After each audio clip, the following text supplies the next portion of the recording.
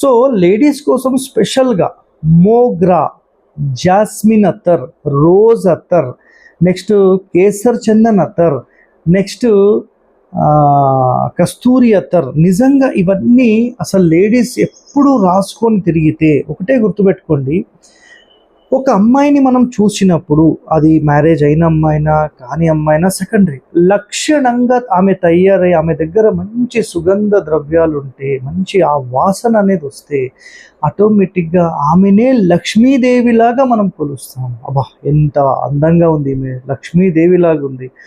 ఎందుకు ఆ మాట మాట్లాడాల్సి వస్తుంది?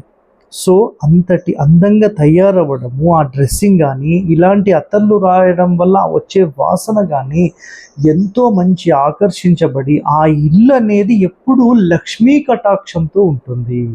సో ఏదైనా ఒక అత్తరు, ఇప్పుడు నేను చెప్పిన 4-5 ఉన్నాయి, ఏదైనా సరే, రోజ్ అత్తరు, మోగ్రా అత్తరు, జాస్మిన్ అత్తరు, కేసర్ చందన్ అత్తరు, కస్తూరి, ఏవైనా మీరు రెగ్యులర్గా మీరు రాసుకుంటూ వెళ్ళండి. ఒక 6 నెలలు, సంవత్సరం చూడండి.